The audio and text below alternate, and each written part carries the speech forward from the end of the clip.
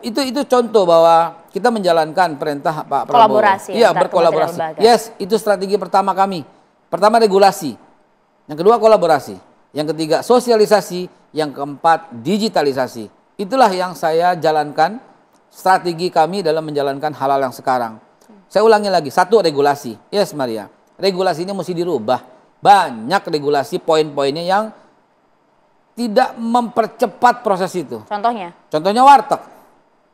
Banyak yang mengeluh tuh Babe, warteg-warteg susah kayaknya, mahal, dipersulit gitu. Saya sudah kumpulkan di bawah Kuantara, Koperasi Warteg Nusantara di daerah Kelapa Gading. Saya kumpulkan 100 pengusaha warteg. Saya tanya, Pak, Bu, kenapa belum halal? Apa jawaban dia? Babe, kami diminta satu warteg 10 juta.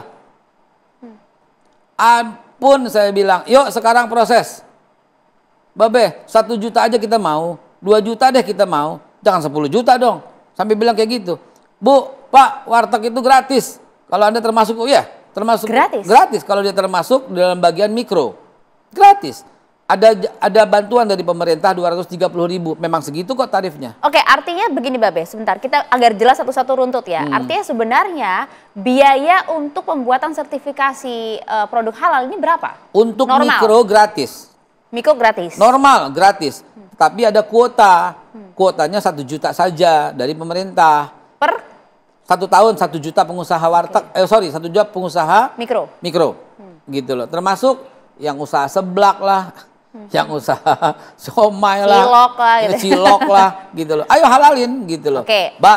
Bakso ternyata gini ya, saya ralat sedikit. Bakso kan dari daging.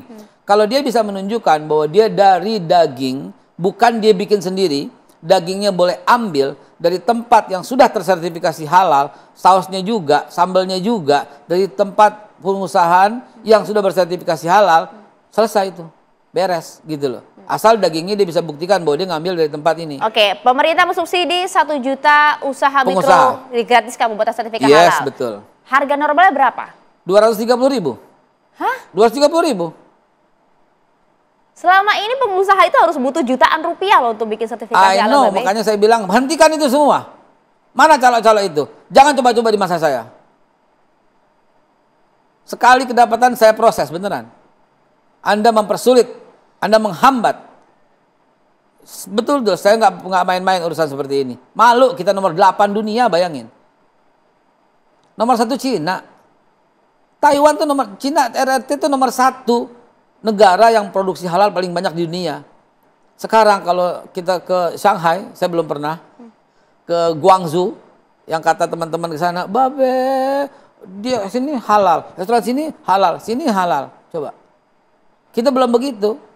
Nomor 2 siapa? Brazil. Produk-produk yang keluar dari Brazil itu halal semua, Maria.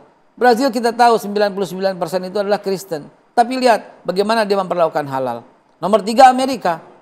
Negara dengan produk halal terbanyak di dunia. Dan kita nomor 8. Come on. Sekali lagi, jadi biaya yang dibutuhkan untuk pembuatan sertifikat ini adalah?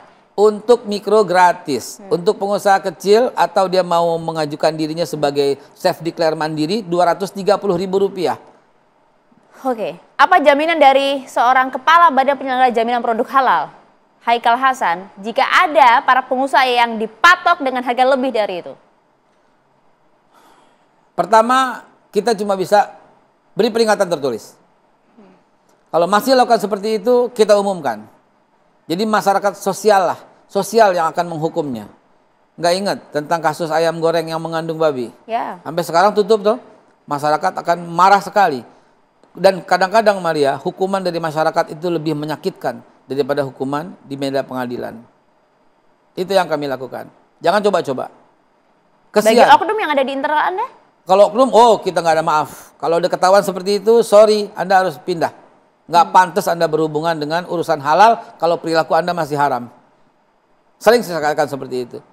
Naik dikit ke pengusaha kecil, dia sudah beromset tertentu, itu Rp650.000. Naik lagi ke pengusaha menengah, sudah mulai omsetnya di atas 10 miliaran gitu, dia cuma bayar 2.500.000. Naik lagi, 5 juta, sorry. Naik lagi yang usaha besar itu maksimum 12.500.000. Itu sudah beromset puluhan ratusan miliar. Jadi paling mahal sebenarnya untuk pembuatan sertifikat ini 12.500.000. Ya dibanding dengan perusahaan itu yang beromset triliun, Masa 12,5 juta keberatan sih? Karena banyak yang dipatok puluhan juta.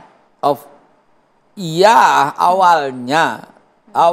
Tapi kalau sekarang jangan coba-coba lagi. Kita akan umumkan. Oke, sudah clear di sana soal biaya, Babe. Yes, Terima bahkan kasih. itu yang melakukan itu kan LPH, namanya Lembaga Pemeriksa Halal.